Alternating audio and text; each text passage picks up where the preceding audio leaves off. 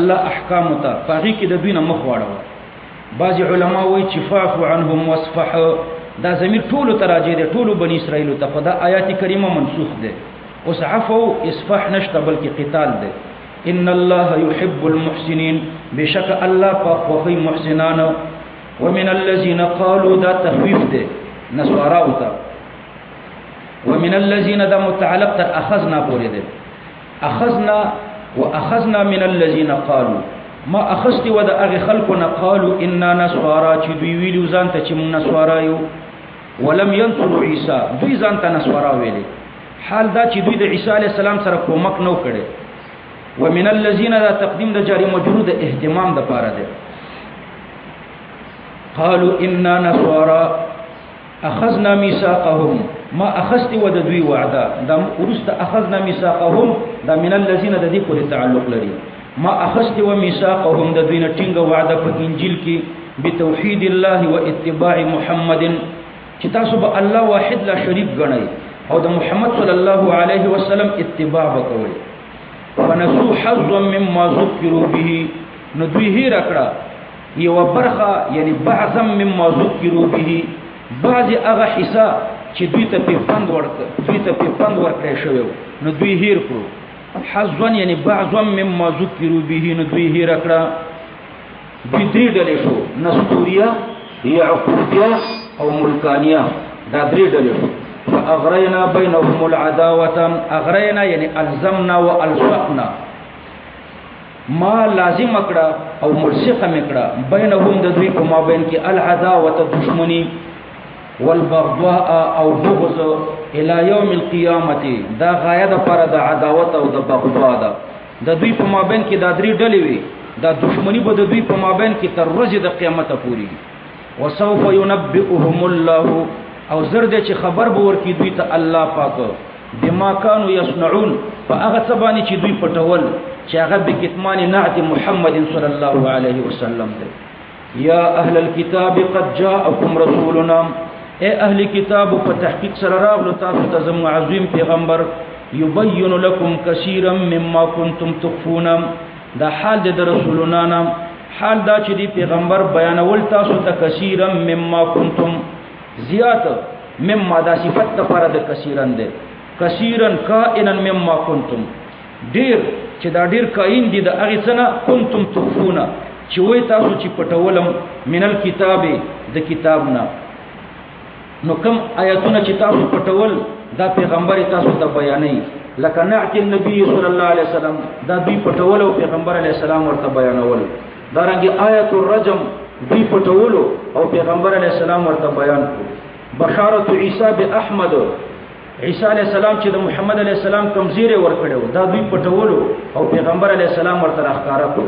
مدار پیغمبر علیه السلام معجزه ده چې نبی امید او دوی په تورات او په انجیل کې خبرې پټي او به مرته پیغمبر علیه السلام بیانوي. ويعفو عن كثير او یعنی لا يظهر كثيرا ډیر نه ظاهري اذا لم تدع اليه داعيه دينيه چې کوم دینی ضرورت ورته نه هغه نه بیانوي. هغه ټولي بیان کینو تاسو به ډیر و شرمېږئ ډیر خبرې تاسو پټوي نو هغه ضروری خبرې پیغمبر علیه السلام بیانوي او چې ضرورت دینی ورته نه هغه نه بیانوي. ويعفو عن كثير اذا لم تدع اليه داعيه دينيه. قد جاءكم من الله نور فتحقيق سره راغله تاسو ته الله د طرفنا نور د نورنا محمد صلی الله علیه وسلم مراد ده. پیغمبر علیه السلام د هدایت نور ده ذات بشر ده او د هدایت نور ده. وکتاب او تاسو ته راغله د کتاب قرآن مبین احکام او یا د نور نم قرآن مراد ده او کتابون ورته حد تفسیر ده. یهدی به الله دا صفت ثانی د پاره د کتاب ده مبین یو صفت دا کتاب ده یهدی به الله چې الله هدایت کوي د کتاب په وجه باندې چاته هدایت کوي من تبع رضوانه هغه چاته چې هغه پیروي کړي د الله د رضا یعنی من علم الله انه يريد اتباع رضاء الله چې الله په علم کې دا خبره وی چې د اراده لري د پیروي د رضا د الله. رب السلام د مخلصانی د پاره د یهدی د باسقاط حرف الجر يهدي به الله من اتبع رضوانه څه ورته رب السلام یعنی طرق السلامتی من کل مخافتن لاری د سلامتیا د هر ویرنا نو سلام صيغه د مصدر د په معنا د سلامتیا امام سودی سے فرمایي چې سلام اسم من اسماء الله د دینه د الله په نومونو کې یو نوم مراد ده وزد ظاهری په زید مزمر کړي ده رد کړي ده په يهودو په نصاراو باندې چې الله پاک ته نقصانات منسوبوي الله پاک ته نسبت ته نقصانات کوي نو سبول السلام لارې د الله چې هغه سالم دي د ټول نقصاناتو نه او یا د سلام نه شرایع مراد دي سبول الشرائع لارې د شریعتونو ويخرجهم من الظلمات الى النور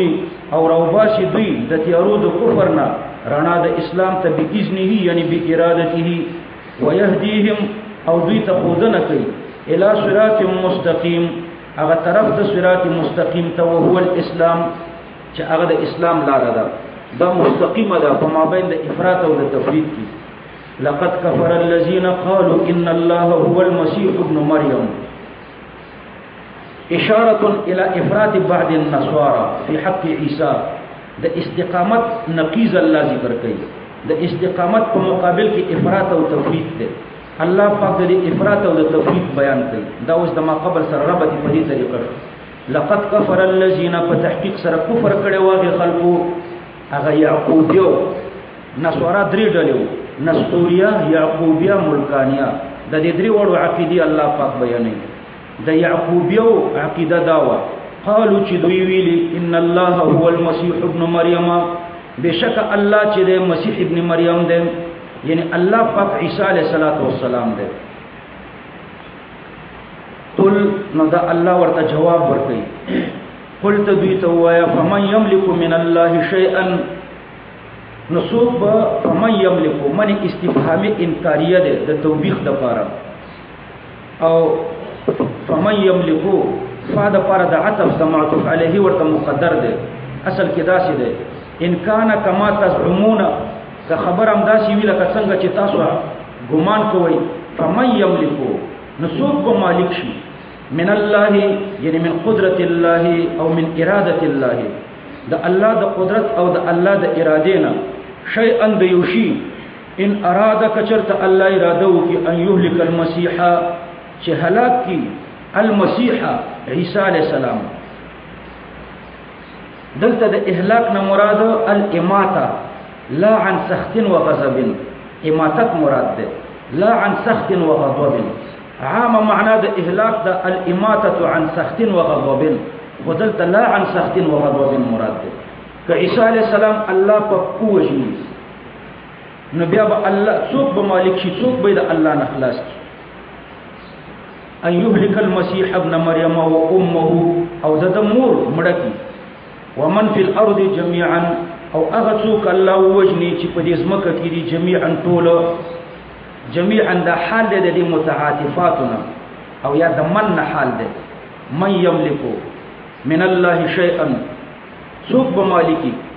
دا من چې د جميعا حال دا چې دا من ټول را جمع شي دا به د الله نه خلاص نه کی نو تاسو عیسی علیہ السلام ته الہ وایي او د الہ شان خدای چې د پوری بدبل چا قدرت او اراده نه متعلق کیږي دا بدبل چا د قدرت تابع نه او د بل چا د اراده تابع بنئ او عیسی علیہ السلام د الله د قدرت او د اراده تابع دی د دوی ته تعریض وکړو آینده کې الله هلاک کی دا سی ورته ونه ویل چې تاسو عقیده خدا ده چې عیسی علیہ السلام پنځه شوی دی پدې کې خو په دوی نورم سخت الزام راغلی چې تاسو عقیده خدا ده چې عیسی علیہ السلام پنځه شوی مړ شوی دی نو چې مړ شوی د الله په اراده او په قدرت مړ شوی دی نو د الله د قدرت او د اراده تعلق د مرګ پورې راغلی دی او دا چې څوک خدای نشي کېدلی دا سی ونه ویل بلکې ځکه دا خلاف الواقع و آینده کې به الله پاک وفات کوي ولله ملک السماوات والارض د الله د پاره دی بادشاہي د علویات او د سفلویات او ما بینهما او د جویات يخلق ما يشاء الله پیدا کوي هغه چې د الله اراده ورته وشي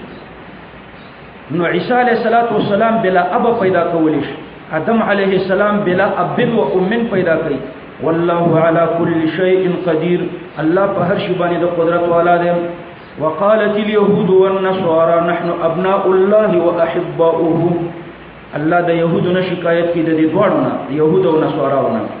وقالت اليهود ويل يهود او نصاراو نحن ابناء الله من الله بچيو واحباؤه من الله دوستانيو یا د ابناء الله نه دوی خزانونو ته د الله بچی نه ویلې بلکې واځي عیسی علی السلام ته د الله بچی ویلې يهوديان عزير علی السلام ته د الله بچی ویلې او خپل ځانونه د الله بچی نه ګڼل نو دلته د ابناء الله نه مقربون مراد دي نحن ابناء الله يعني نحن المقربون عند الله من الله ته مقرب یو قرب الاولاد من الاب لك بچی چې خپل پلار ته څومره مقربي نو دومره مونږم الله ته مقرب یو واحباؤه نو دا به ورته حتی تفسیری من الله ته مقرب یو او موږ د الله دوستان یو قل نو الله فرمایته دوی ته وایا فمن يعذبكم فلما يعذبكم بذنوبكم ولی الله تاسو ته عذاب درکې په سبب د ګناهونو تاسو فلما يعذبكم نو یو توجیه پکې دا ده چې دلته هغه تعذيب مراد ده چې د دوی په عقیده کې وو دوی ویلو چې لن تمسنا النار الا اياما معدوده مونږ ته به الله عذاب نه راکړي مگر یو څو شمیرل شوی ورځي نو الله فرمایي چې تاسو د الله بچي او دوستان یې نو الله درته دغه یو څو ورځې عذاب ولې درکړي چې دا تاسو په خپل اقرار کوئ چې لن تمسنا النار الا اياما معدوده خدا دا آینده عذاب الله په دلیل کې ذکر کړو راجح دا د امام قرطبي رحمه الله فرمایي چې دلته ماضي عذاب مراد ده وقيل معنا يعذبكم عذبكم معنا د يعذبكم دا عذبكم یعنی د مضارع ماضي مراد ده یعنی فلما مسخكم قردة وخنازير ولی الله پاک تاسو نه شادیان او خنزیران جوړ کړو ولما عذب من قبلكم من اليهود والنصارى بانواع من العذاب استاسو نه مخکینی يهود او نصارا او ته ولی مختلف عذابونه ورکړو نو د يعذبكم نه عذبكم مراد ده د ماضي عذابونه مراد دي امام قرطبي په دې دوه دلیل وایي یو دلیل ورته دا وایي چې لأن الله لا يحتج عليهم بشيء لم يكن بعده الله پاک په استدلال کې داسې شی دوی ته نه ذکر کوي چې لا تر اوسه نه موجود شوی نو دغه اخروی عذاب خلا تر اوسه نه موجود شوی نو دا عذاب الله دوی ته په دلیل کې نه ذکر کوي نو مازوی عذاب ورته په دلیل کې ذکر کوي چې دوی نه الله شادیان او خنزیران جوړ کړي او دویم دلیل ورته دا ویل دی چې لانهم ربما یقولون لا نعذب غدا که استقبالی عذاب ورته الله په دلیل کې ذکر کوي چې آینده کې به الله تاسو ته عذاب درکړي نو کې دې شي دوی جواب وکي چې آینده کې مونږ ته الله د سره عذاب نه راکړي نو د دې دلیل نه دوی ځان خلاصول شو چې استقبالی عذاب مراد شي نو مازوی عذاب مراد ده چې ولی الله تاسو ته عذاب درکړي ده په سبب د ګناهونو تاسو نو هغه مازوی عذاب دا غینه اوس دوی ځان نشي خلاصول یعنی ولی تاسو نه خنزیران او شادوغان جوړ کړه بل انتم بشرون بلکې یی تاسو بشرون تاسو بشر یی ممن خلقه یعنی من جمله من خلق من البشر د جملې د مخلوق د الله نه د جملې د نور بشر نه یغفر لمن یشاء الله بخنه کوي هغه چاته چې د الله اراده ورته وشي ويعذب من يشاء والله عذاب ورکوي هغه چاته چې د الله اراده ورته وشي ولله ملك السماوات والارض يعني لا تخرجون عن مشيئه الله مع دخولكم في ملكه د دې ما قبل د پر الله دلیل ذکر کوي دا مغفرت لمن یشاء کوي او عذاب من یشاء تور کوي او تاسو د الله د مشیت نه وتلی نه یي او نه وته شي ولا تخرجون عن مشیته د الله د مشیت نه نشي وته ولی نشي وته ځکه مع دخولکم فی ملکه د الله په ملک تاسو داخله نو ولله ملک السماوات والارض خاص الله لره د بادشاہی د علویات او د سفلویات او ما بینهما او د جویات و الیه المصير او خاص الله تستاس ورګرځیدل دي یا اهل الكتاب ترغیب الى الايمان اے اهل کتاب قد جاءكم رسولنا فتحقیق سره راغله تاسو ته زم عظیم پیغمبر یبین لكم الشرائع والاحکام شرائع او احکام تاسو ته بیانې على فتره من الرسل فتره انقطاع توي فزمانه د انقطاع د پیغمبرانو کې د دوو رسولانو په مابین کې چې کومه د انقطاع زمانه دي ته فترت وي على فترة من الرسل هي الانقطاع ما بين الرسولين واختلفوا في مدتها د عیسی علیہ السلام او د محمد علیہ السلام په مابین کې بل پیغمبر نو الله پاک د پیغمبر علیہ السلام په باره کې فرمایي چې ته دوی ته وایې چې انا اول الناس بعیسی یعنی زه ډیر زیات نږدې یم عیسی علیہ السلام ته زما د عیسی علیہ السلام په مابین کې بل نبی نه دی راغلی نو د عیسی علیہ السلام او د پیغمبر علیہ السلام په مابین کې څومره فاصله و قطاده ته وایي 1560 کاله و کلبی وایي 1540 کاله و ابن جریج وایي 1500 کاله و او امام بخاری به روایت سلمان فارسی 600 کاله یادي چې 600 کاله فاصله و ان تقولوا یعنی لالا تقولوا د دې لپاره چې تاسو بیا ونه وایي ما جاءنا من بشیرین چې نه راغلی موږ ته کوم زیری ورکون کې ولا نذیرین او نه کوم پیغمبر فقد جاءکم بشیر و نذیر نو په تحقیق سره راغلو تاسو ته زیری ورکون کې ویرون کې والله على كل شيء قدير الله پاک په هر ممکن باندې د قدرت والا دی واذ قال موسى ان شکایت از یهود وترغیب للمؤمنین الى الجهاد د يهودونو الله شکایت کوي او مؤمنانو ته ترغیب د جهاد ور کوي نو مخکې بیان د نعمتونو شوو په بنی اسرائیلو دلته الله ذکر د نعمتونو کوي په بنی اسرائیلو باندې نو دا یو طالب وای د نن سبا يهودو او نصارا سره نکاح جایز ده کنه ما د تدریس شرط ذکر کړ کنه چې په دې دریو شرطونو باندې چې دهری نه عیسوی وی يهودي وی خود دهری نه نو بیا ور سره نکاح جایز ده اگر چې په تورات او انجیل کې تحریف کړي ځکه دا قرآن آیات چې نازلېدو په دې وخت کې محرف تورات او انجیل واذ قال موسى لقومه یعنی واذكر انعامه اذ قال موسى لقومه یاد کړه الله انعام فاغه وخت چې فرمایل موسی علیه السلام لقومه خپل قوم ته یا قوم اذكروا نعمت الله ای زما قوم یاد کړه الله نعمت چې پتا سوې کړه اذ جعل فيكم انبیاء فاغه وخت چې وی ګرځول پتا سو کې پیغمبرانو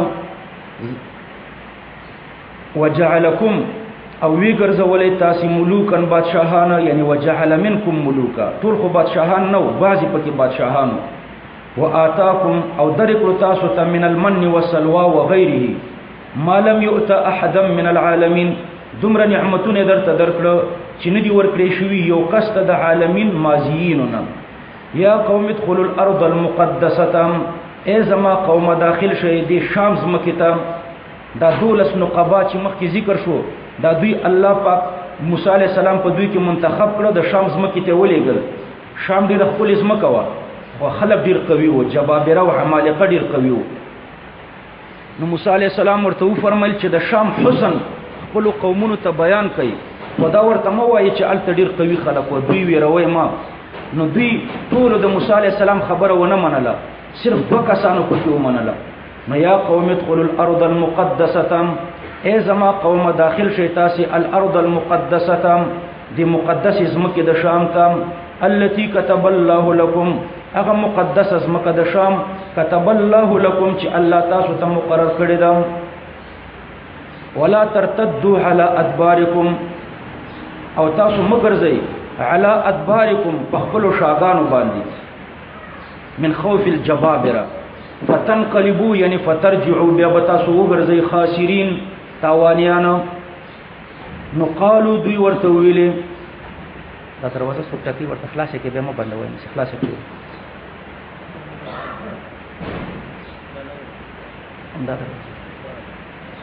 یا قوم ادخلوا الارض المقدسه التي كتب الله لكم ولا ترتدوا على ادباركم فتنقلبوا خاسرين بیا بتاسو وګرځئ تاوانیانو قالوا يا موسى ان فيها قوما جبارين نو دوی ویل چې یا موسی ان فيها بشک پدې مقدس ازمکه کې قوما یو قوم دی جبارین یعنی قتالین ډیر زورور قوم دی چې هغه عمالقه دي وإنا لن ندخلها او مونږ چې هیڅ کله به دې ته ور داخل نشو حتى يخرجوا منها تر دې چې دوی ترنه پخپل ووزي فإن يخرجوا منها كچرت دوی ترنه ووتل فإنا داخلون بیا بشک مونږ چې ورنه وتون کیو قال رجلان نو پدې دولسو کسو کې صرف دو کسو د موسی عليه السلام خبره ومنله. قال رجلان ویل دو کسو چې کالب او یوشع ابن نون دی، کالب ابن یوحنا او یوشع ابن نون چې دا د موسی عليه السلام نو وروسته بیا د دوی انبیان شو. نو دې دواړو ویل من الذين د هغه خلقونه يخافون چې هغه ویریدل د څه نه ویریدل مخالفت امر الله، د الله د امر د مخالفت نه ویریدل. انعم الله علیهم، الله پاک په دې باندې انعام کړو. انعم الله علیهم ادخلوا علیهم الباب، ورته فرمایل چې تاسو ورننوځئ په دوی باندې الباب جنس ته په دروازو کې، دوی باندې ورننوځئ په دروازو کې، یعنی د دې دروازو پورې خور شي. نو که بیا دوی ونه تختیدل نو بس بیا را واپس شي. فاذا دخلتموه چې کله تاسو ننوځئ د دروازو ته فانکم غالبون، نو پس بشک تاسو چې غالب یې. وعلى الله فتوکلوا، خاص په الله باندې توکل وکئ. ان کنتم مؤمنین، کتاسو ایمان لرونکي یې د الله په نصرت ایمان. قالوا نو دوی بیا ورته وایي چې اگر چې تم سره د نصرت وعده کوي فإنا لن ندخلها یا موسی، اے موسی علیہ السلام انا لن ندخلها، مونږ چې هیڅ کله به ور داخل نشو دې دروازو تم ابدا هیڅ کله نه دهرن طویلا ما داموا فيها، تر څو چې دوی په دې شام کې وي. فاذهب انت وربك، نو ورشته او ستا رب دی، فقاتلا، نو تاسو ور سره وجنګيږئ. انا ها هنا قاعدون، من بدل تناسکیو. قال موسی علیہ السلام فرمایل چې ربي یعنی یا ربي انی لا املک احدا الزمه قتاله، زه خو د هیڅ مالک نه یم چې په زور جنگ ته بوزم، الا نفسي و اخي، مگر د خپل نفس او د خپل ورور مالکم. مو دا دوړه به جنگ ته لاړ شو، نور دا نور نشم بوله. ففرق بیننا، نو ته فرق را ولا زمون او په مابین د دې قوم فاسق کې. نو قال الله پاک ورته فرمایل فانها محرمه علیهم، دا د شام زمکه به حرام کړې شوی په دوی باندې 40 سنتن، سلويخ کاله به دوی په دې میدان ته کې پاتې. یتیهون فی الارض، یعنی يتحیرون ويترددون، دوی به حیرانی او ګرځي را ګرځي به متردد وي. فی الارض یعنی فی الارض الذي اختاروا فيها القعود، فاغز مکه کې چې دوی پکې کې ناستل خوښ کړو، چې میدان ته مراد ده. دا د مصر او د بیت المقدس په منځ کې یو داغ دی، یو دشت ده، 10 فرسخه اوږد ده او 9 فرسخه پلن ده. نو په دې دشت او په دې ډاګ کې الله پاک دوی ایثار پاتې کړو. 9 میله اوږد ده او 20 میله پلن ده، 9 میله اوږدواله لري، 20 میله پلنواله لري. نو یتیهون فی الارض،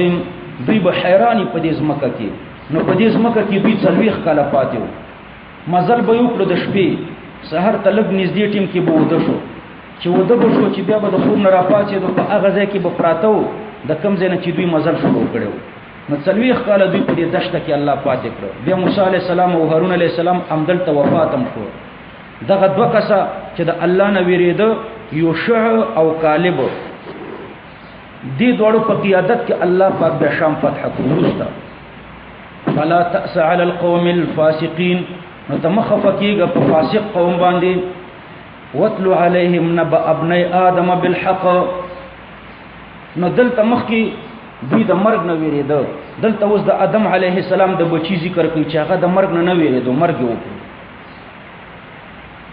یا داسې وایي چې مخکې بیان د محقینو د مبتلینو عموما،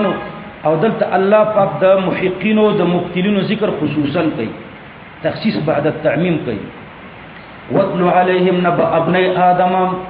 الله پاک فرمایي ولولا په دوی باندې نبأ ابنی آدم، قصه د دو زامنو د آدم علیه السلام. واتلو دا واتلو مقدر باندې ورعتف دی. وإذ قال موسی، چې د چا پورې تعلق لرلو نو دام هغه متعلق باندې ورعتف دی چې چا پورې تعلق لرلو. واذکر، نو دا وتلو په هغه وذکر باندې ورعطف ده. نو دا د ورستنیو جنایاتو د بنی اسرائیل د پر الله پاک تمهید ذکر کوي. نو دا وتلو مخکې وذکر باندې ورعطف ده، وذکر مقدر. نو مخکې وذکر کې جبن عن القتل ذکر شو چې د قتل نه ویریدو،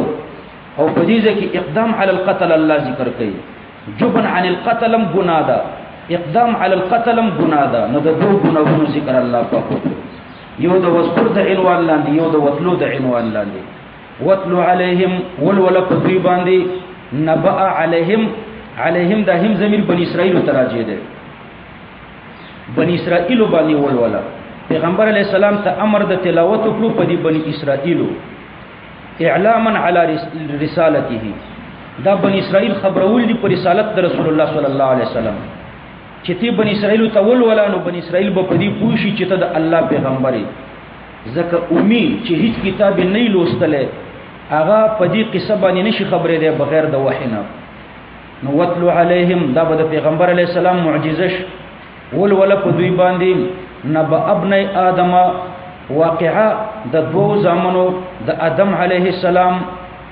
یو حابیل علیه الرحمه او بل قابل علیه ما یستحقه، که کافرین علیه اللعنه او که گناهګارین علیه ما یستحقه. علیهم ابن آدم د زامنو د آدم علیه السلام بالحق، یعنی تلاوه متلبسه بالصحه. دا د وتلو د پر مفعول مطلق ده، تلاوه متلبسه بالصحه. دا سي تلاوت د قصې چې صحیح تلاوت د قصې ده. قصو کې اکثر خلک دروغ وایي، خو دې په صحیح طریقه باندې ور باندې ولوله چې دروغ پکې نه. او یا بالحق حال کا د فاعل د اتلونا، اتلو چې ته متلبس د حق سره یې د مفعول نه حال کا چې دا نبأ ده، دا نبأ چې د متلبس د حق او د صدق سره ده. دا قصه رښتینی ده، ځکه موافقه د کلمات زبور الاولین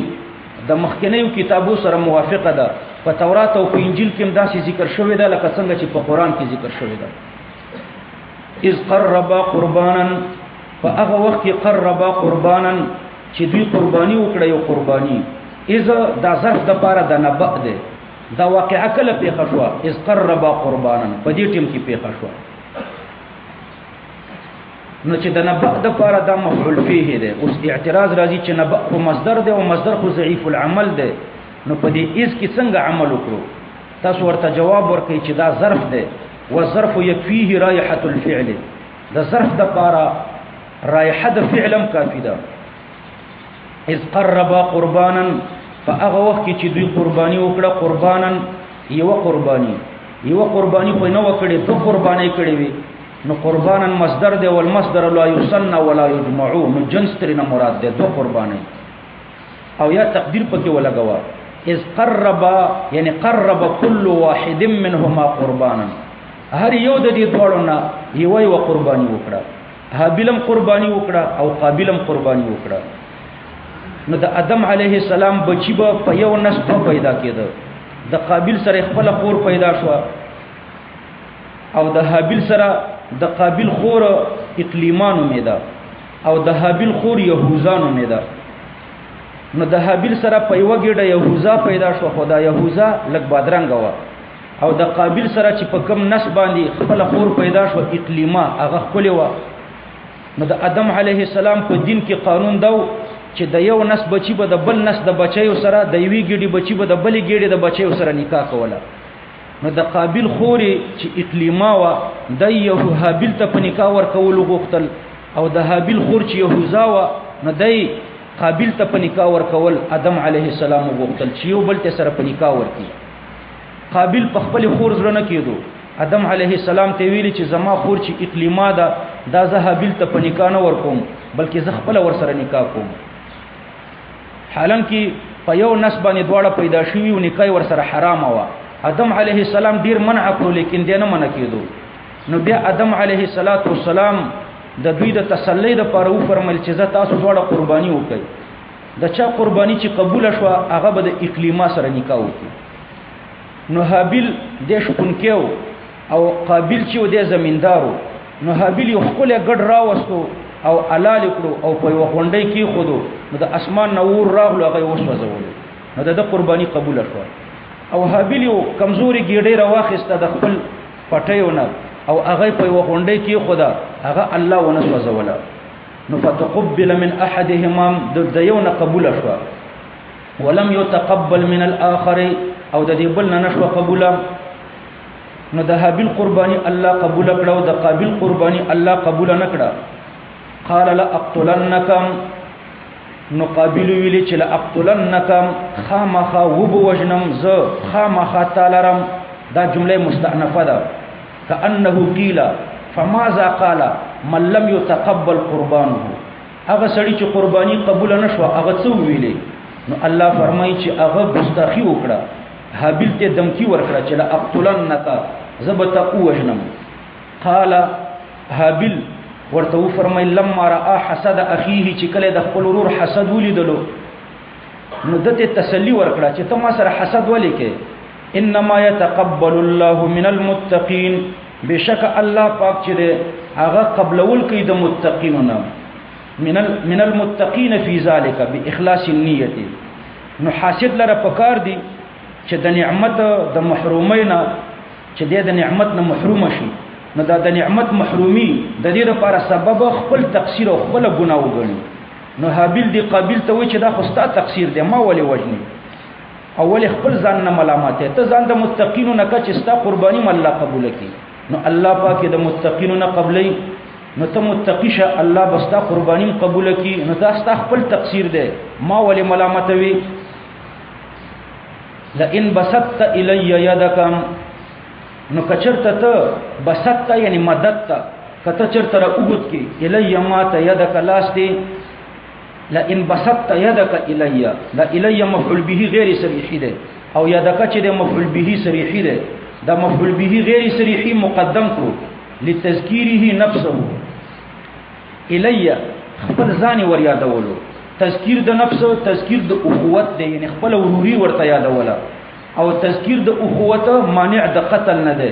نو دا تقدیم د الی مانع د قتل نه ده لدی وجنه مقدم کړو نو کتره وګد کې ما تلاس لتقتلنی چې تم امر کې ما انا بباسطی یدی الیک نیمز وګدون کې د لاس خپل الی تا تا ز خپل لاس تا ته نه در وګدوم لاقتلک چې زتا امر کما نو زتا نه وجنم اول دین وجنم انی اخاف الله رب العالمین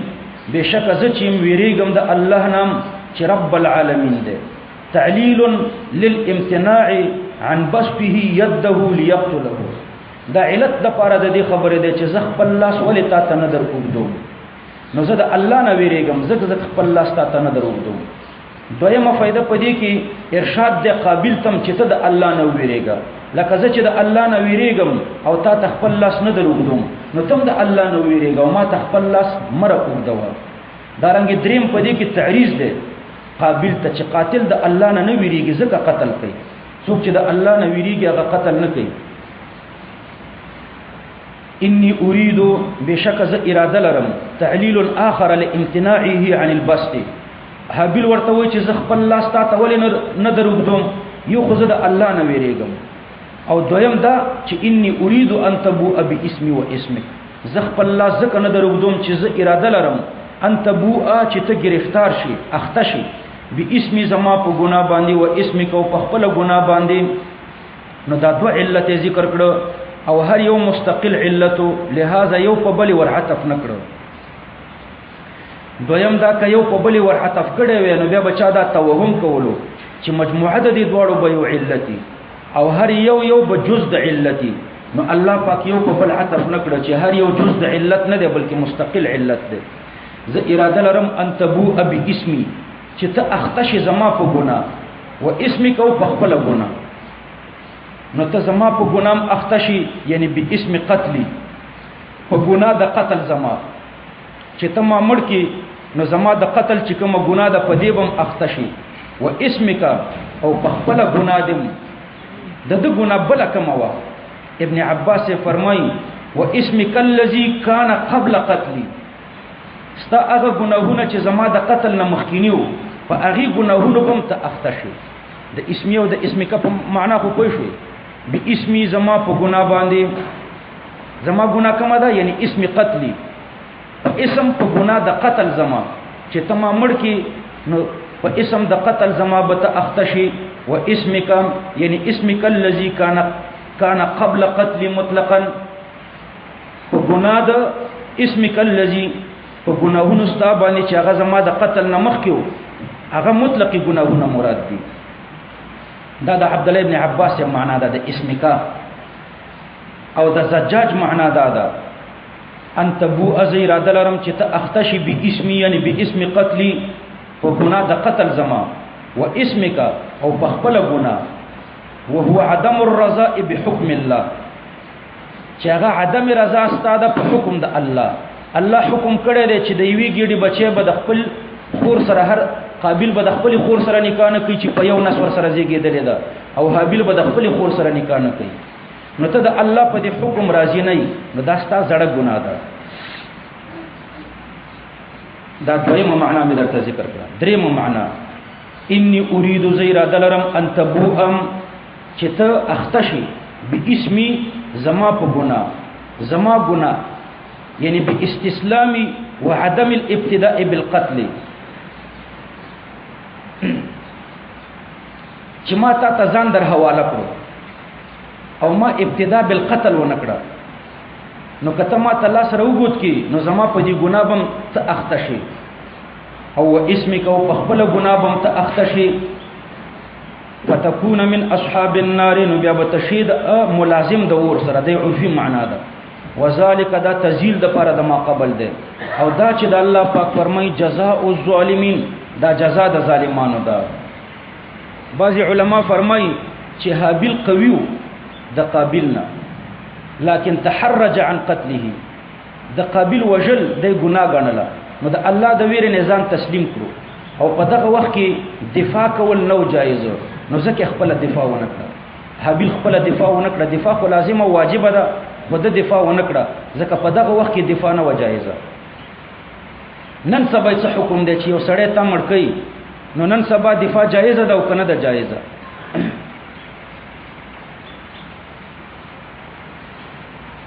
نن سبا دفاع جائزه ده او کنه ده جائزه نو وخت لف في هذا الان نن سبا په اختلاف ده فالصحيح من المذهب انه يلزم الرجل دفع الفساد عن نفسه وغيره وان ادى الى القتل ده ځان دفاع واجب ده د فساد دفاع واجب ده اگر چې د فساد کوون کی قتل ته مبذي شي قتل کا و دفاع د فسادو کا نو دا آیات کریمه منسوخ ده د آدم علیه السلام په دین کې د ځان دفاع نه واجبه او زمون په دین کې د ځان دفاع واجبه و ځکه الله پاک فرمای فقاتل التي تبغي حتى تفيء الى امر الله د باغی سره او د سرکش او د مفسد سره وجنګيږي تر دې چې د الله حکم ته غاړه کیږي نو زمون په دین کې دفاع واجبه ده او عبد الله ابن عباس رضی الله عنه فرمای چې د آدم علیه السلام په دین کې دفاع لازمه و خودلته مطلب دا ده د حابیل چې کته ابتدا بالقتل زما کوي نو زه ابتدا بالقتل ستانه کوم ابتدا بالقتل خو حرام او کنه زمون په دین کې حرام ده د آدم علیه السلام په دین کې حرام ده دلته د حابیل مقصد دا نه دی چې زه د خپل ځان دفاع نکوم یو دفاع ده یو اقدام ده کته اقدام او ابتدا بالقتل زما کوي نو زه اقدام او ابتدا بالقتل ستانه کوم نو زموږ دین او د آدم علی السلام دین یو شی دی هغه دین کې دفاع او زموږ په دین کې دفاع وا ابتدا په دوړو کې حرام وا نو د ابتدا بالقتل نه ځان ساتلو چې ابتدا بالقتل نه کوم روح المانی دلته یو خل توجیه ذکر کړی دا ما انا بباسطی یدی الیک لاقتلک کې ویلام د کید او لام د کید د په اراده باندې دلالت کوي زنیم در وګدون کې د الله ستاته لاقتلک په اراده د قتل ستا په اراده د قتل یو اراده د قتل د یو اراده د دفاع ده نو د داسې و چې په اراده د قتل در تلاش نه دروغدوم داسې نه دی ویلي چې په اراده د دفاع در تلاش نه دروغدوم یو اراده د قتل ده بل اراده د دفاع ده دلته خو اراده د قتل ذکر شوی کنه نو په اراده د قتل باندې چاته الله سره دول دا حرام دي مدافعت جایز ده مدافعت جدا شه ده او اراده د قتل جدا شه ده فطوعت له نفسه نو دلر راضی کړو د نفس قتل اخيه قتل دورور فطوعت را ذکر له دلر نفسه نفس د قتل اخيه فقتل دورور نو د نفس د را ذکر فقتل دورور نوروري وجلو فقتله نوروري وجلو. نو دلته تفسیرونه لیکلي دي چې را الشیطان دی قابل شیطان ولیدلو وفي يده عصفوره د پلاس کې مرغۍ و فوضع راسها على حجر نو د دې مرغۍ سری په وتیګه کې خودو واخذ حجرا اخر بل تیګه راواخستا فضرب به راسها نو د دې مرغۍ سری په وټه کول نو فعلم لقابيل القتل شیطان دی قابل ته تعلیم د قتل ورکړو چې په دې طریقې یې وجنه ځکه په دې طریقه باندې شیطان مرغۍ وجله نو حابیل ورځ وده دی او په تیګه سری خېده نو قابل هم داسې تیګه راواخستا او د سری په وټه کول او وی وجلو فقتله فاصبح من الخاسرين نو وګرځیدو د تاوانیانو نام د تاوانیش. عبد الله ابن مسعود رضی الله عنه فرمایي چې رسول الله صلی الله علیه وسلم فرمایي لا تقتل نفس ظلما یو نفس هیڅ نفس ظلما نشي وجلې الا كان على ابن ادم الاول كفل من دمها مگر د آدم علی السلام په اولنی بچی باندې د دې ویني د تویولو ګناشتا لانه اول من سن القتل ځکه طریقه د قتل اول د کې خدا نو د تاوانیانو نشو ځکه طریقه د قتل د بنیاد د قتل د کې خودو فاصبح من الخاسرين نو د وګرځیدو د تاوانیانو نام نو بنیاد د قتل کې خودو. حضرت عثمان رضی الله عنه چې کله شهیدیدو لکه د ادم علیه السلام په دین کې چې د اولنې قتلو نو ګناي پد ده نو زمون په دین کې بی ګنا قتل د بغاوت په طریقه باندې اول د عثمان رضی الله عنه شوی دی. نو پیغمبر علیه السلام حضرت عثمان رضی الله عنه ته فرمایلیو چې کتا ته الله چپن درواغستا نو دا مو باسا یعنی که الله خلیفہ کړي نو خلافت م پرېدا او داسې ځان جوړ کا لکه ابن آدم الاول د آدم علیه السلام بچي د آدم علیه السلام بچي د بلچا په وینو لاسونه نه لړل او طریقه د قتل بنیاد د قتل کې نه خودو حابیل نو تم بنیاد د قتل مقدا ته چې چا قتل کړي بنیاد د قتل په پدی امت کې هغه خلک کیدي. لہذا عثمان رضی الله عنه خلافت پر خودوم نه او د حابیل په شان باندې د خپل مقابل قتلولم نه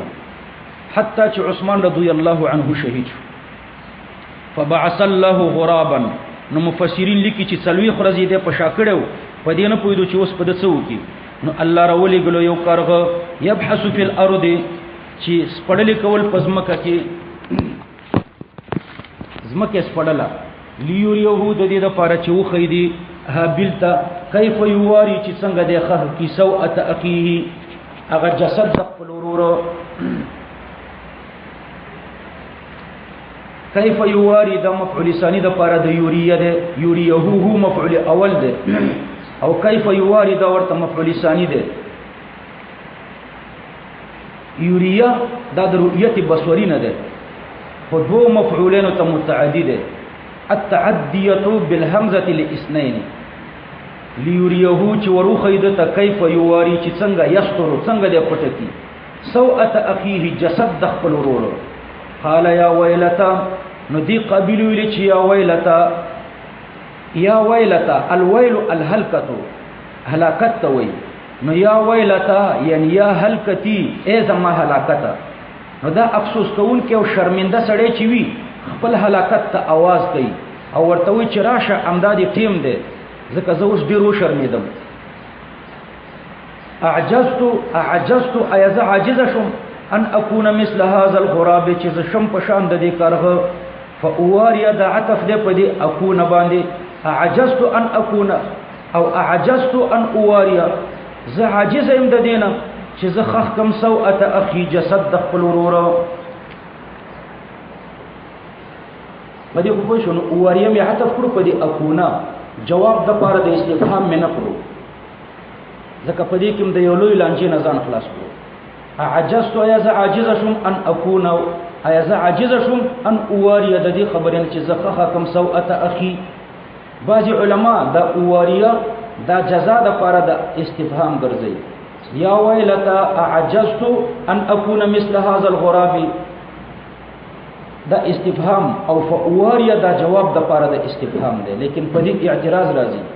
چې د استفهام نه علما شرط جوړي او د جواب د استفهام نه دا جزا جوړي، او دلته شرط او جزا جوړول ترنه ممکن نه دي، ځکه بیا به داسې شي چې ان اعجزو ان اكون مثل هذا الغراب، کزه چرته عاجز شم چې پشان د دې کارغه شم، کزه چرته عاجز شم د دینه چې زه پشان د دې کارغه شم، کزه عاجز شم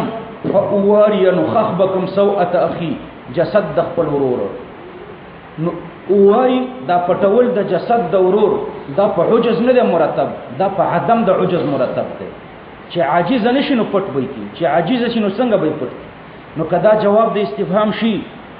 نو استفهام نه شرط جوړیږي او د جواب د استفهام نه جزا جوړیږي. علماء فرمای المنصوب فی جواب الاستفهام يشترط فيه ان ينعقد من الاستفهام وجوابه قضيه شرطيه، د استفهام او د جواب د استفهام نه قضیه شرطیه جوړیږي، لکه اتزورنی اکرمک، اتزورنی اکرمک یعنی انتظرنی اکرمک، نو دلته هم داسي وي ان عجزت اواري، کزه چرته عاجز شم نو دا جسد بخخ کم، حالل کې دا په عجز نه دی مرتب، دا په عدم د عجز باندې مرتب دی، لہذا دا جواب د پاره د استفهام نه دی بلکې په اكون او عطف دی. کزه چرته عاجز شم د ان اكون نه، او کزه عاجز شم د ان اواري نه. بعضی علما جواب کوي چې زه اواري دی جواب د پاره د استفهام شي، بیا ترجمه صحیح ده، استفهام د پاره د انکار دی او دا انکار دو امرونو ته متوجه دی. لکه یو مثال ز تاسو ته وایم، اتعصي ربک فيعفو عنك، نو اتعصي ربک فيعفو عنك دلته استفهام انکاری دی، دو امرونو ته متوجه دی، عصيان او توقع د عفته، عصيانم کوي او توقع د عفم کوي، نو دلته هم داسې ده، یو عجز دی دلته عجز سبب د پاره د موارات دی، نو عاجزمی او توقم د موارات لري، نو دا انکار دی دوړو ته متوجه دی، عجز ته او توقع د موارات ته، لکه اتعصي ربک فيعفو عنك، عصيانم کوي او توقع د عفم کوي، نو دلته عاجزمی او توقع د مواراتم لري، توقع د پټولم لري، نو دا انکار دوړو ته متوجه دی، توقع د مواراتم لري. لیکن په دې جواب او اعتراض واردېږي چې دلته استفهام انکاری دوه شیانو ته متوجه شو، عجز او توقع د موارات ته، نو دا استفهام خود توبیخ د پاره ده، نو دا توبیخ هم د دواړو ته متوجه شو، یو عجز ته او بل توقع د موارات ته، حالان کې توقع باندې توبیخ نه، توبیخ په واقع باندې متوقعه او امر متوقع څوک چاته توبیخ نه ورکوي، تاسو ورته جواب ورکړئ چې اصل کې دا توبیخ دې ته متوجه دی چې دا عجز سبب د پاره د توقع د موارات دی، دا عجز سبب د پاره د توقع د موارات دی، او دا عجز سبب ګرځول د پاره د توقع د موارات دا واقع امر دی، دا سبب ګرځول امر واقع دی، نو واقع باندې دلته توبیخ دی. فاصبح من النادمين، نو دا وګرځیدو د پښیمانو نام، من اجل ذلك كتبنا على بني اسرائيل، بعض علماء فرمایي چې دا متعلق د نادمین پورې دی، فاصبح من النادمين من اجل ذلك، د نادمینو نشو، من اجل ذلك د دې وجنه چې د خراب نم کمزورې دی، او دا كتبنا بیا ځان ته جمله مستأنفه ده، من اجل ذلك د نادمین پورې تعلق ورکو، كتبنا ځان ته جمله ده، لیکن راجح معنا دا ده چې من اجل ذلك د كتبنا پورې تعلق لري، كتبنا على بني اسرائيل من اجل ذلك، لدی وجنا مالک لوا كتبنا یعنی قضینا ما فیصله کړی و، على بني اسرائيل په بني اسرائيل باندې، ذکرهم په عنوان د بني اسرائيل ذکر کړو، یوازې د بني اسرائيل تخصیص خو نه ده، خدا منشد دی فساد ده او منشد حسد ده، دا فساد او حسد په دوی کې ډیر دی، لدی وجنا الله ذکر د بني اسرائيل کړی دی. انه من قتل نفسا،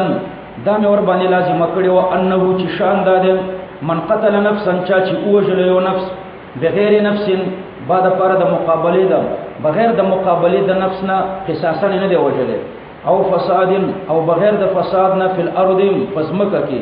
داسې فساد چې موجب د پاره د حضر الدم دی. نو د مفسد وجل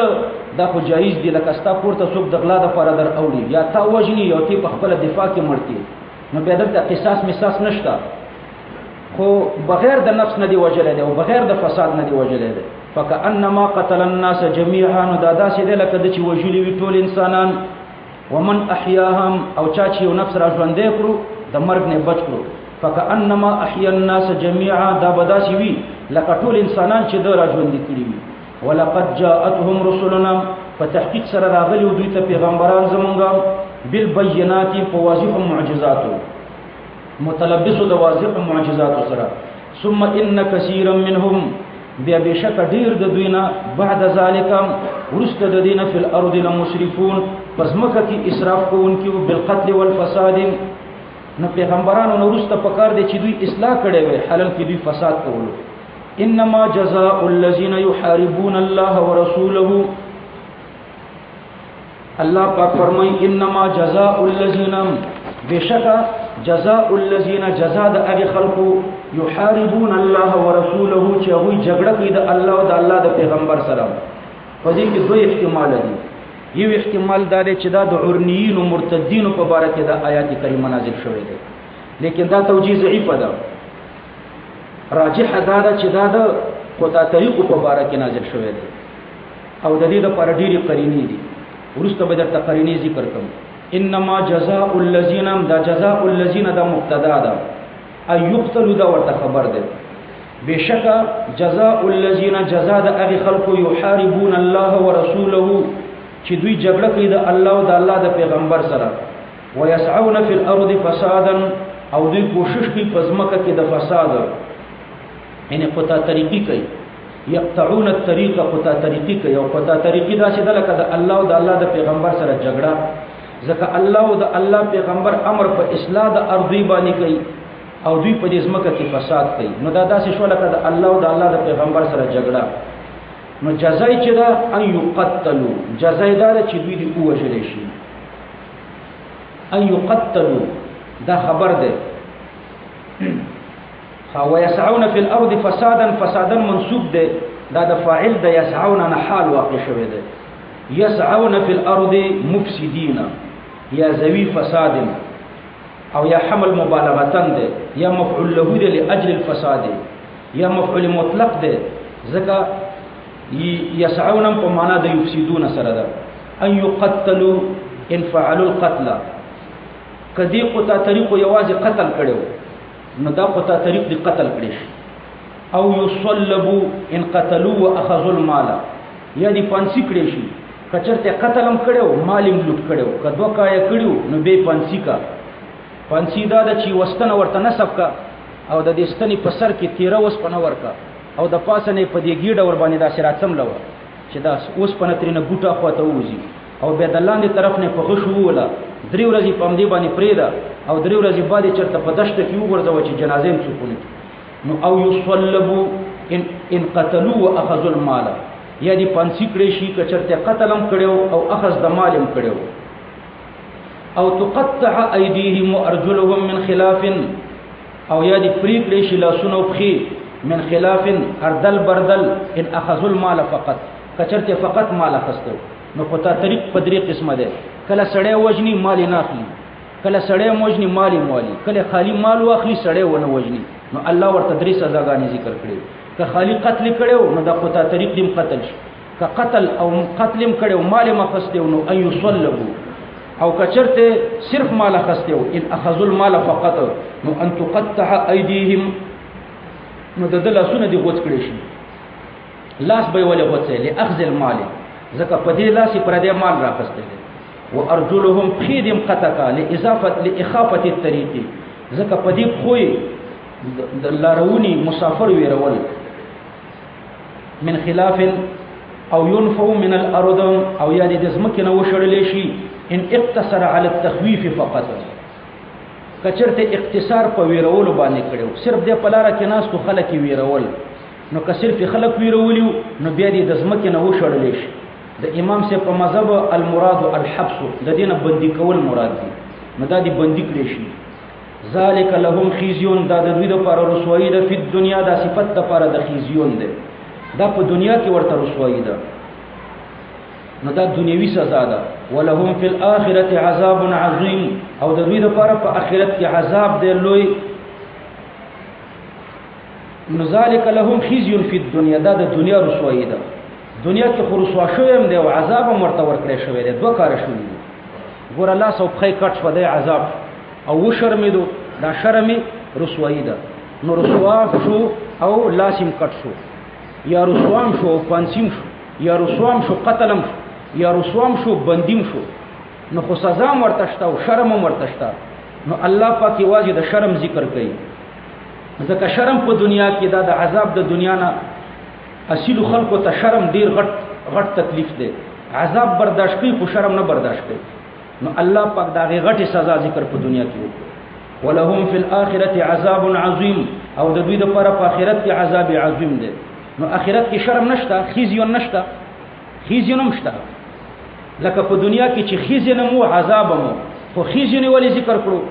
ځکه د دنیا په سزاګانو کې خزیون ډیر غټ عذاب دی د نورو عذابونو، او د آخرت عذاب بیا د خزیون په نسبت اشد دی. لدی وجنه هغه اشد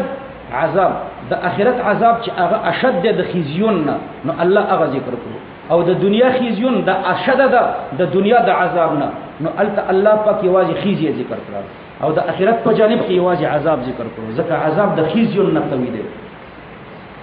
الا الذين تابوا من قطع الطريق، مگر هغه خلک چې توبه وباسي د قطع طریقې نه، من قبل ان تقدروا عليهم، مخکې د دې نه چې تاسو ور باندې قادر شئ، تاسو لرانیولې نه دي د قطع طریق. نو فعلموا بیا په دې پوه شئ چې ان الله غفور رحیم، بیا ورته دا جزا نشته.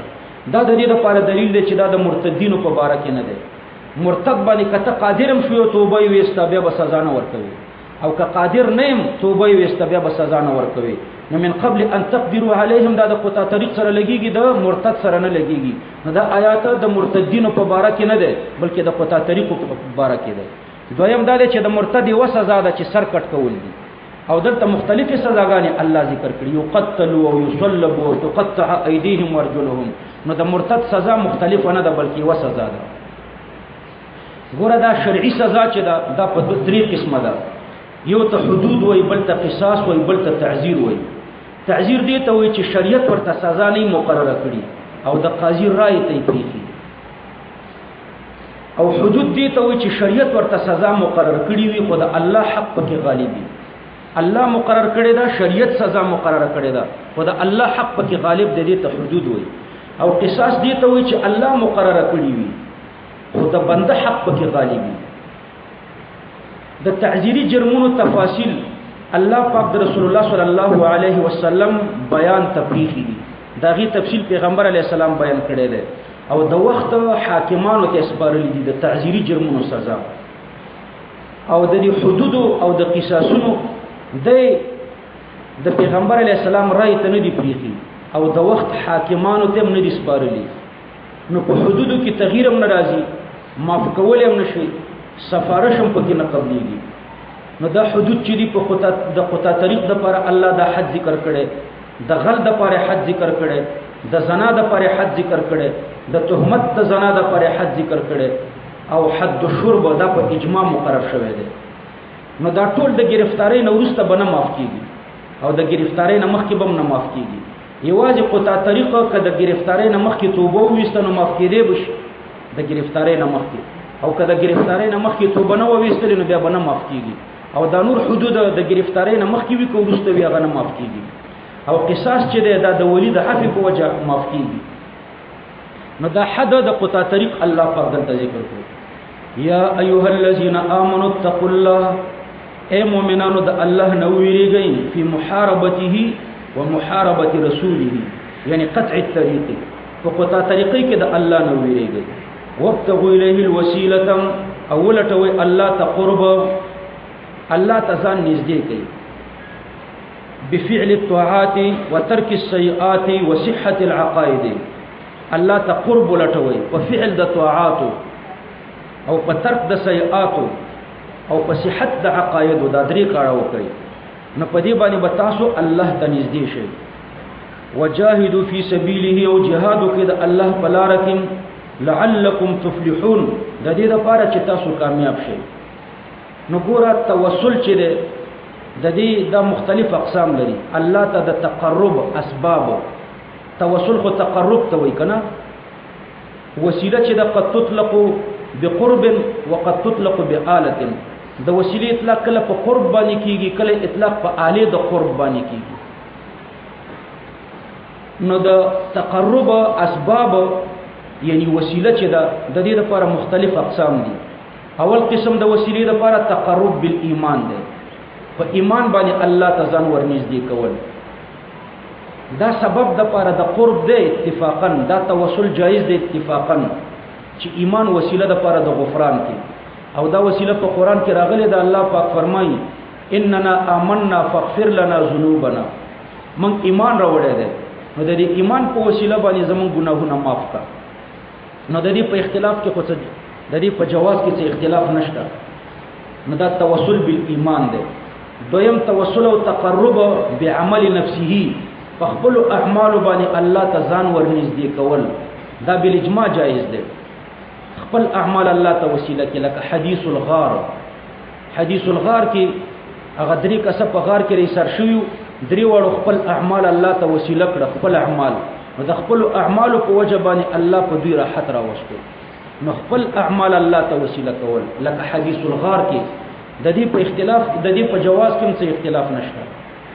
دریم توسل بعمل الغیر، د بل چا عمل الله ته وسیله کول، خپل عمل دې نشته، پر دې عمل الله ته وسیله کوي، دام جایز ده. لك وكان تحته كنز لهما وكان ابوهما صالحا، د دوی پلار صالحو، نو د پلار د عمل په وجه باندې الله پاک د دوی د خزانه حفاظت وکړي. نو پر دې عمل په وجه باندې الله ستا حفاظت کوي. علامه شبلی نعمانی رحمه الله فرمایي چې زه د دې علاقې د پر امان یم. نو یو سړی نیک اعمال کوي، د اعمالو په وجه په دې ټولو خلکو الله رحم نازلوي. نو پر دې عمل الله ته وسیله کول، د دې په جواز کې اختلاف نشته. څلورم چې د توسل بالصالحین والاولیاء، یعنی توسل بالذوات. توسل بالذوات الفاضله دا په دوه قسمه ده. یو شرک ده، هغه الله پاک ذکر کړی ده، فما نعبدهم الا ليقربونا الى الله زلفا.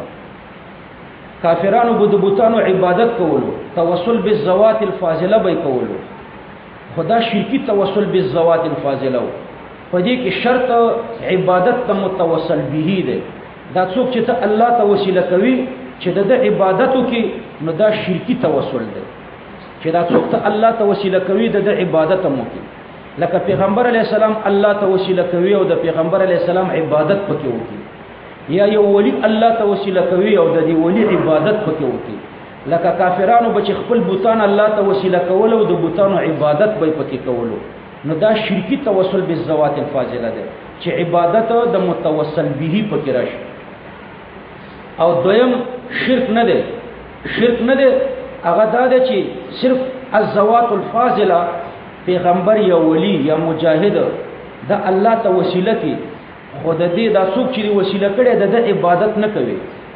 دا څوک چې الله ته وسیله کړي د عبادت نه کوي، نو دا جایز ده. د څلور وړو امامانو په نسبت باندې جایز ده، خلافا لشرذمه قليله. مماتیان او وابیان دا نه مني، هغه وی دا مفزي شرک ده. نو چې کوم شی مفزي شرک ته وي، نو دا غي نمځان ساتل پکار دي. نو مونږ به د مماتیانو ته وایو چې به مړی مخه خوازه کدا مفزي شرک ده. دا پنځپیران د خپل مړی نه خخې سمندر کې دی غورځي زکه دا مفزي شرک ده. نو به هر تقدیر دا مفزي شرک نه ده.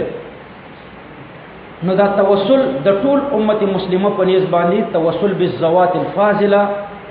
خو چې عبادت ته متوسل به دي پکې نه کړي. دا د څوک چې الله ته وسیله کوي د عبادت دي پکې نه کړي. د ټول امامانو په نسبت دا جایز ده، د څلور وړو امامانو په نسبت. باب زیارت النبی صلی الله علیه وسلم په کتاب الحج کې د هر امام د فقہ چر اړوي الته د توسل ذکر ده چې کله د پیغمبر علی السلام قبر ته ورغلی نو پیغمبر علی السلام به الله ته وسیله کی. د فقہ حنفی، د فقہ شافعی، حنبلی، مالکی باب زیارت النبی صلی الله علیه وسلم راوړوا پاږي کې بيدالی کلی وی چې د پیغمبر علی السلام روضه مبارکه ته چې ورغلی نو پیغمبر علی السلام به الله ته وسیله کی. امام بخاری، امام ترمذی، امام ابو داود د ټولو د توسل کې بابونه لګولې دي. نو توسل بالذوات الفاضله چې ده دا جایز امر ده، مستحب امر ده. وابیان او پنځپیران د ما نعبدهم د دې آیات نه استدلال کوي چې ما نعبدهم الا ليقربونا الى الله زلفا. وې دلته په توسل رد ده. ګوره الته په توسل شرکی باندې رد ده چې عبادت د متوسل به پکې راشي. دا څوک چې ته الله ته وسیله کوي چې د عبادت پکې راشي، نو دا خو مونږ هم دې ته شرکی وایو. او چې عبادت د متوسل به پکې نه راغله نو هغه شرک نه ده. دویم دوی استدلال کوي په یو حدیث باندې رسول الله صلی الله علیه وسلم فرمایي چې لا یستغاث بی ولا یستغاث بی، په ما باندې استغاثه نه کیږي. او دارنګه د حضرت عمر رضی الله عنه حدیث په دلیل کې پیش کړي چې كنا نتوسل بالنبي، یا الله پاک مخکې به مونږ پیغمبر علی السلام درته وسیله کولو، نو اوس پیغمبر علی السلام وې درته نه وسیله کو. نو د دې نه معلومیږي چې وسیله په مړو باندې نه ده جایزه. پیغمبر علی السلام د دې دنیا نه تللی دی. مونږ وایو چې توسل که چېرته شرکی نو بیا د مړي او د ژوندي په مابین کې فرق نشته. د بخاری په دې حدیث کې راغله چې یا الله پاک مخکې پیغمبر علی السلام درته وسیله کولو، اوس د پیغمبر علی السلام تر درته وسیله کو. نو دا تر درته وسیله کو، خو ترې وسیله کړو کنه الله پاک ته، نو ترې ژوندیو. نو د ژوندي او د مړي په مابین کې په شرک کې فرق نه راځي چې یو شی شرک شي بیا د مړي او د ژوندي په مابین کې فرق نه وي. یو دلیل د پنځپیریانو د پاره هغه د بحق فلانین مسله ده چې په هدايه کې لیکلي دي چې داسې بنوي چې بحق فلانین وای دا مکروه ده. الته په توسل رد نه دی کړي، د دې حق په لفظ رد کړي ده. وای ځکه د دین معتزله هغه حق وجوبي اخلي په الله پاک باندې. وای زمو ثواب مطیع ته په الله واجب ده، ثواب د مطیع، او عذاب عاصی ته په الله واجب ده. نو هغه وجوب د معتزله د هغه د نفي د پاره بحق فلانین مکروه ګرځولې ده. په توسل رد نه دی کړي، یوازې د حق په لفظ اعتراض کړي، ځکه د معتزله او د عقیدی ایهام ده پکې. نو هغه په توسل باندې رد نه دی کړي. به هر تقدیر د څلور وړو امامانو په نسبت باندې توسل جایز ده. په بخاری شریف کې باب فضل العباس کې حضرت عمر رضی الله عنه په حضرت عباس باندې توسل کړی دی. او په ابن ماجه کې هغه ډون سړي پر رسول الله صلی الله علیه وسلم باندې توسل وکړو، الله پاک سترګې جوړې کړې. به هر تقدیر مفسرین فرمایي چې دلته د دې توسل اختلافي ذکر نه دی. توسل اختلافي د لپاره بنور دلایل وای د خارج نه. وابتغوا الیه الوسیله، دلته د وسیلې نه قرب مراد دی. ولټوي الله ته قرب، د قرب بالایمان په خپل اعمالي د بلچا په اعمالي که په الزوات الفاضله. وجاهدوا فی سبیله، او د الله په لار کې جهاد وکړئ. لعلکم تفلحون، د دې لپاره چې تاسو کامیاب شئ. ان الذين كفروا لو ان لهم ما في الارض جميعا، بشک هغه خلک چې کافران دي. ګوره آیات او حدیث کې په یو کې دانشته چې توسل ناجایز ده، او د جواز د پاره دلایل ډیر دي. آیات کې مشته، احادیثو کې مشته. ان الذين كفروا، الله فرمایي بشک هغه خلک چې کافران دي. لو ان لهم ما في الارض جميعا، کچرته وی د دوی لپاره هغه چې په دې سمکه کې دي جميعا ټول، دا جميعا تاکید ده. ومثله معه، او د دې په شان نور مر سره شي. ومثله دا معه حال د دې معتونه، حال دا چې دا مثل معیده د ما فی الارض سره.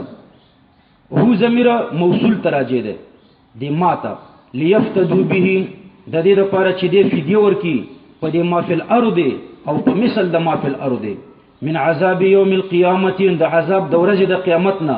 نو ما تقبل منهم، قبول بنکړي شي د دوی نه. دا جواب د پاره د الله ده. ما تقبل منهم على تقدير الافتداء في جانب الشرط. ګوره لو ان لهم ما في الارض ليفتدوا به، وافتدوا پکې مقدر کا، او دوی فدیم ورکی. نو ما تقبل منهم، نو د دوی نه بدا فدیه قبول نشي. ولهم عذاب الیم، او د دوی لپاره عذاب دردیدل دي. یریدون ان یخرجوا من النار، دوی اراده بلري ان یخرجوا من النار، چې دوی د اور نه وځي. یریدون دلته اعتراض راځي چې کیف یریدون الخروج، مع علمهم بالخلود د دوی خو به علم چې موږ په دې جهنم کې همیشه یو نو بیا به څنګه اراده د خروج لري تاسو ورته جواب ورکړئ چې اگر چې د دوی یقین دی چې موږ بدلته همیشه یو خدا د قیامت عذابونه کله د دوی نه دا خبره د یاد وباسي نو دا خبره کله د دوی نه د یاد وځي نو چې د یاد هیر شي ترنه نو بیا به اراده لري ان یخرجوا من النار چې د اور نه وځي دویم جواب دار چې العلم بعدم حصول الشيء لا يمنع من ارادته د دوی یقین دی چې وتینش خو بهم اراده کوي فإن الداعي الى الاراده حسن الشيء سبب د پاره د ارادي حسن د دیشي وي د دیشي دی سبب د پاره د ارادي علم بحصول او بعدم الحصول نه دی بلکې حسن د شی سبب د پاره د ارادي وي نو دوی به اراده لري چې د جهنم نه وځي او دا اراده به په خپل حقیقت باندې ورحمله وجه دا چې کله دوی د اور په لمبو کې دا سره اوچت شي او ډیر اوچت شي نو دوی به التزانونه دا سی وخوځي چې د اور نه وځي او یا یریدون په معنا د تمنی سره کا مجاز والا دوی به تمنا کوي چې د اور نه وځي و ما هم بخارجین منها حال دا چې دوی به نه وتون کې د دې اور نه ولهم عذاب مقیم او د دوی د لپاره عذاب دائم دی والسارق والسارقه فاقطعوا ايديهما الله پاک فرمایي غل سړی او غله خزه فاقطعوا ايديهما د دوی لاسونه غوڅ کړي د دې هر یو لاسونه غوڅ کړي خو شرط پکې دا دی چې دا مال به ذاتی ملکیت وي د چانه چې دا مال غلا کړی دی دا به د هغه ذاتی ملکیت دویم شرط پکې دا دی چې دا کم مال چې غلا کړی دی په دې کې به د عوام حقوق یو برابر نه لکه د بینک روپۍ بنئ یا به د موسسي روپۍ نه د فواید عامه روپۍ بنئ د عام خلکو حقوق به پکې یو برابر نه که د عام خلکو حقوق پکې یو برابر او هغه کې چې اغلا وکړه لکه د بینک نه یا د موسساتو نه نو په د قطع د یاد نشته تعذير شته خو قطع د یاد نشته دریم دا چې د مال به محفوظ وي غیر محفوظ مال که چا اغلا کړو نو په هغه قطع د یاد نشته پنځم دا چې د مال به بی اجازه اوچت کړي وي که پردې مال د مالک په اجازه اوچت کړو نو بیا قطع د یاد په نشته پنځم دا چې په پټه به وړي وي که په ښکارې لوټماري کړي وي نو بیا قطع د یاد نشته والسارق والسارقه سارق مقدم کړو ځکه چې سرقه سره د قدرت د مزدورۍ نه سړی اغلا کوي نو دا ډیر قبیح اغلا ده سړی قادر دی په مزدورۍ بیا اغلا کوي خزم غلا کوي خو بیا قادر په مزدورۍ نه ده نو دا غي اغلا لږ خفیفه ده او د سړي غلا چې د شدیده ده او په زنا کې به خزم مقدمه شوې ده الزانیه والزانی وجه دا چې الله غي ته شرم او حیا ور کړی ده او بیا زنا کوي نو هغه کې مزمت د خزي زیات ده او په سرقه کې مزمت د سړي زیات ده نو غل سړی او غل خزام فقطعوا ايديهما الله پاک فرمای قطع کوي تاسو د دوی لاسونه یعنی ایدیه کل منهما د هر یو لاس غوڅ کوي د غله سړی لاسم غوڅ کوي او د غلی خزي لاسم غوڅ کوي جزاء بما کسبم دا جزاء ده په سبب د اعمالو د دې دواړو نو دا ټوله جزاء دغه شو لدی وجنه مونږ وایو چې واځي قطع د ید جزاء ده نور کچرته هغه مال ورکړو نو رد المال ور باندې نشته کمال ور سره موجود خو مال به واپس کی او کمال ور سره نو موجود نو بیا واپس کول د مال ور باندې نشته جزاء بما كسبا نكالا من الله دا عبرتناک سزا ده من الله عبرتناک سزا ته نکالن وي عبرتناک سزا ده نور خلق د داسي جرم نه منع کوي من الله پدې کې اشاره ده دې خبره ته چې هاذا حد لا قصاص دا حد په حد کې حق الله غالبي او په قصاص کې د بنده حق غالبي نو دا د الله د طرف نه دی یعنی پدې کې حق الله غالب دی دا نه معاف کیږي والله عزيز حكيم الله پاک غالب او د حکمت والا دی فی قطع ید السارق فمن تاب من السرقه چا چې توبه وسته د سرقینا من بعد ظلمه یعنی من بعد سرقته ورسته د سرقینا واصلح او اصلاح وکړه غلا وکړه غلا وکړه او د غلا نه ورسته توبه وسته یو خو توبه وسته دویم څه چلو کړو واصلح او اصلاح وکړه اصلاح دا چې برد المسروق الى المالک او لورثته هغه کوم شی چې غلا کړی دی هغه مالک ته وروړو یی ورثو د مالک ته وراوړو کچرته مالک ته واپس کول نو ممکن او که ورثو ته نو ممکن نو فبالتصدق للمالک د مالک په نوم به خیراتی نو اصلاح په دریو طریقو راځي که مالک ته رسول ممکن او هغه ته به واپس کی کاغه ته نو ممکن ورثو ته به واپس کی که ورثو ته نو ممکن دغه په نوم به خیرات کی نو فإن الله يتوب عليه نو بشک الله پاک چې بیا د توبه قبلې یعنی له عفو فی امور الاخرته د دې مطلب دا دی چې په امور د آخرت کې د معافی ده د دنیا په لحاظ د معافی نشته کله گرفتاری نه مخکې توبه وکي او کورسته بیا به نشي معاف کوله په دنیا کې به د قطع د ید راځي او په آخرت کې الله توبه قبلې ان الله غفور رحیم بشک الله چې ډیر زیات بخون کې او مهربان دی نو ګوره په اخلاق کې درته ما شرطونه ولګول چې په پټه به وړي وي به اجازه به وړي وي مال محفوظ به وړي وي او د عوام حقونه به پکې نه برابر او ذاتی ملکیت به نو دا کی صبر چې په دقت عدایت نشته زکه دې په پټه نه وړي په ښکارا وړي خو انتظار کوي غفلت د مالک ته چې لږ هغه غافل نه دي ته معلوم باسي نو په دقت عدایت کې صبر نشته الم تعلم ان الله له ملك السماوات والارض فكفن كشم نشته ځکه هغه مال محفوظ نه وړي محفوظ مال نه وړي الم تعلم ان الله له ملك السماوات والارض آیت نه کویږي چې بشک الله پاک چې د پاره بادشاہي د علویات او د سفلویات دم صحو کوم لکه چې صبر کې خو قطع د ید شته په دې کفنکش کې ما کفنکش ته یادول کفنکش کې قطع د ید نشته کفنکش کې ځکه قطع د ید نشته چې هغه مالی محفوظ نه وړي الم تعلم ان الله له ملك السماوات والارض يعذب من يشاء الله عذاب ورکي هغه چاته چې د الله اراده ورته وشي ويغفر لمن يشاء والله بخنه کوي هغه چاته چې د الله اراده ورته وشي يعذب مقدم کړو او مغفرت ورسته کړو حالانکه الله پاک فرمایي سبقت رحمتي غضبي زما رحمت خو زما په غضب باندې مقدم ده د دې وجه دا ده چې دلته الله اول ذکر د عذاب کوي لأن العذاب للمصر على السرقه والمغفره للتائب عذاب چې هغه چاته ور کوي چې همیشه واله په سرقې کوي او مغفرت الله پاک تائب ته کوي او سرقه خو مقدمه ده لدی وجه نه د دې سزا مقدمه کړه نور جوابونه مشته خو بیا وخت وګديږي والله على كل شيء قدير دا تسهيل ده الله په هر شي باندې قادر دی یا ایها الرسول لا يحزنك الذين يسارعون في الكفر دا پیغمبر علیہ السلام ته الله تسلی ورکړي اے پیغمبرم لا يحزنك خفدن کتاب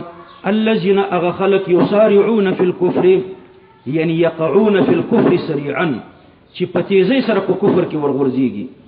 من الذين قالوا آمنا دا اغه منافقانو چې په خپل آمنا وای که روسیا راشي د روسي سره مرګري که امریکایي راشي د امریکایي سره مرګري دا د افغانستان خلقیان او پرچمیان دغه شي دي هر کافر سره د مرګره ده نو په هر کفر کې پتیزي ورغورځيږي من الذين قالوا آمنا بافواههم دا هغه خلکونه چې هغه ویلي دي آمنا په خلو باندې او پزړه نه دی ویلي ولم تؤمن قلوبهم او ایمان نه دی راوړی د دوی زړونو ومن الذين هادوا او دا هغه خلکونه چې يهوديان دي دا دوه ډلې دي نه د دې دوه ډلو په کفر ته مخه کېږي چې دوی ډیر زر په کفر کې ورغورځيږي سماعون للكذب دوی زر په کفر کې ځکه ورغورځيږي چې سماعون للكذب ډیر اوریدونکو دي د دروغ دي ډیر اوریدونکو د دروغ دي یعنی دوی د دروغ د اوریدلو سره عادت دي دا يهوديان همیشه دروغ وي نو شپه ورځ دروغ اوري او وایي نو د دروغ د اوریدو سره عادت دي نو سماعون للكذب ډیر اوریدونکو د دروغ دي یعنی د دروغ د اوریدلو سره عادت دي سماعون لقوم آخرین سماعون ډیر اوریدونکو دي ډیر اوریدونکو دي د پاره د خبرو ستا دلته تقدیر ولګو سماعون لاقوالک ستا د خبرو د پاره ډیر اوریدونکو دي لقوم آخرین د پاره د رسول بل قوم ته چې بل قوم ته ورسي یعنی جاسوسان هم دي نو دی ورسته کې د دوی د جاسوسۍ ذکر دی او اول کې د دې بیان دی چې دوی اوریدونکو د دروغ دي د دروغ سره عادت دي نو سماعون ډیر اوریدونکي دي د خبرو ستا ولی ډیر اوریدونکي دي د خبرو ستا لقوم د پاره د رسولو قوم بلتا یعنی خپل مشرانو ته بیا ستا خبرې رسي جاسوسیم کوي نو په دې آیات کې سماعون للکذب اوریدونکي د دروغ دي نو د دروغ اوریدلم حرام دي لکه د دروغ ویل چې څنګه حرام دي لم یاتوکم چې هغه ته نه دی راغلي چې هغه اهل د خیبر دی یحرفون الکلمه من بعد مواضعه دوی تحریف ورکی تغییر ورکی خبرو ته من بعد مواضعه رستل اغزاین خپلنا نو تحریف لفظی کوي او تحریف معنوي کوي یقولون دوی وای ان اوتیتم هذا کچرت تاسو ته درکړې شو هذا یعنی هذا الذي نقول لكم دغه کوم چې مو درته وایو کدا شي وینا درته پیغمبر علی السلام وکړه فخذوه یعنی فقبلوه نو به قبول کړئ د پیغمبر وینا وان لم تؤتوه او که زموږ د وینا مطابق تاسو ته صدر نکړې شو فاحذروا من قبوله نو بیا د دې د قبلولو نه ځان وساتئ دوی کې یو کس زنا کړی و او په تورات کې د زناکار حکم رجم نو دوی په کې دي کې تحریف کولو چې مالدار او شریف سړی که زنا وکړي نو دغه مخ دي تور شي او په کوڅو کې دی وګرځول شي نو په خیبر کې یو خان او يهودي زنای کړی و بیا گرفتار شو نو بیا دوی ایرب فیصله داسې وکړه مشوره چې راځي په پیغمبر علی السلام فیصله وکړو په يهودیت کې احکام سخت وو نو کېدې شي د پیغمبر علی السلام په دین کې احکام لګ نرمي نو د دې سړي په باره کې به پیغمبر علی السلام لګ نرمه فیصله وکړي درجم فیصله به پکې ونه کی خبر راغله پیغمبر علی السلام ته رسول الله صلی الله علیه وسلم ته وی چې دې سړي زنا کړی دا او د زناکار په باره کې ته حکم وکړه پیغمبر علی السلام ورته و فرمایل چې تاسو په تورات کې د داسې سړي په باره کې څه فیصله ده هغه ورته وی چې په تورات کې د داسې سړي په باره کې فیصله ده چې مخ به توريږي او په کوڅو کې به ګرځول کېږي پیغمبر علی السلام لاړو د دوی مدراس ته عبادتګاه ته هغه کې د دوی هغه عالم ناستو نو هغه ته ویل چې ته تورات راوړه چې څنګه فیصله ده پکې چې تورات راوړو نو وړاندې ورسته الفاظ ویلي او په کوم ځای کې چې درجم آیات او دینه تلاوت کولو عبد الله ابن سلام صاحب د هغه يهودي لا سوالو او ویل چې دا ګوره درجم فیصله ده نو بیا هغه سړی رجم شو نو دوی ورته ویل چې دا چې فیصله درته وکړه دا کوم چې موږ درته وایو نو دا قبول کړئ وان لم تؤتوه او کدا محرفه فیصله درته در نکړه فاحذروا در نکړې شو نو بیا دغه د قبلولو نه ځان وساتئ ومن يريد الله فتنته هغه څوک چې الله اراده وکړي دغه د کفر فلن تملك له من الله شيئا تب مالک نشي دغه د پاره د الله د عذاب نه دی شي اولئک دغه منافقان او يهود د بدل چې مخکې تیری شوي الذين دغه خلق دی لم يريد الله چې الله اراده نه کړی ان يطهر قلوبهم چې د دوی زړه صفا کې د کفر نه لهم فی الدنيا خزي د دوی لپاره په دنیا کې خزي بالقتل وبالجزيه رسوایی ده شرم ده قتلیږي به او جزیه به په مقرریږي ولهم فی الاخره عذاب عظیم او د دوی لپاره په آخرت کې عذاب لوی وي سماعون للكذب یعنی هم سماعون للكذب دوی ډیر اوریدونکي د دروغ دي یعنی د دروغ د اوریدو سره عادت دي همیشه د دوی پیران او مولایان د عوامو ته دروغ وای نو هغه وای او دوی اوري اکالون للسحت ډیر خورون کې د رشوت دي په تورات کې تحریفات کوي او د دې په وجه رشوتونه خوري وان جاءوکم کدا د اهل خیبر ته تراغله فحکم نو ته د دوی په مابین کې فیصله وکا فحکم بینهم نو د دوی په مابین کې فیصله وکا زکاتی حکم ګرځولې او اعرض عنهم او یا ته د دوی نه اعراض وکا نه یې استاخو خدای چې ته د دوی په مابین کې فیصله کوي او کني کوي نو اوسم حربيان کاوی خپل فیصله په اسلامی محکمه باندې کوي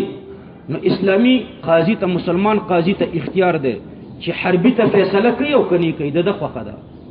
فاتح الزمیان او معاهدین نو ضرور بدا په اسلامی محکمه کې فیصله کوي زمیان او معاهدین د حربيانو په باره کې اوسم د اختیار شته چې اسلامی قاضي ورته فیصله کوي کني کوي وان تعرض عنهم او کته اعراض کوي د دوی نه فیصله ورته نه کوي نو فلن يضروك شيئا دوی به هیڅ کله تا ته ضرر ونه رسي شيئا یعنی ضرر ما بنسبه الجهل اليك وان حكمت او کته فیصله کوي کته فیصله وکړه فاحكم بينهم بالعدل نو د دوی په مابین کې فیصله په عدل باندې وکړه ان الله يحب المقسطين بشک الله په خوخي عدل کوونکی وکيف يحكمونكم او څنګه بدوی ته حکم کی فیصله کوون کې بدی کی وعندهم التوراة حال دا چې د دوی سره تورات ده فيها حكم الله باغي کې د الله فیصله موجوده ده د الله فیصله څه و رجم ګوره دی رجم ته د الله فیصله ویل شو او زمون په دین کې په دې انکار نه دی راغله شرایع من قبلنا من غیر نکیرن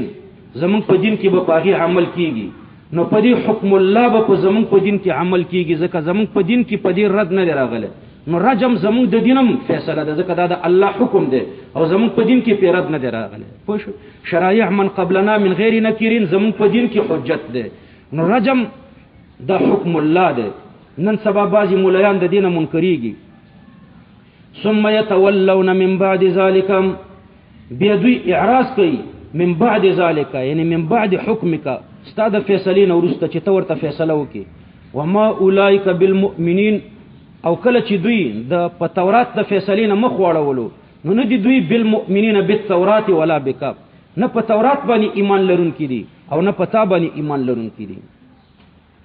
مخکې بیان د خصال قبیحه او د یهودو صحیح ده زه یو لس منټه کفلو لسنیمې بیا راشه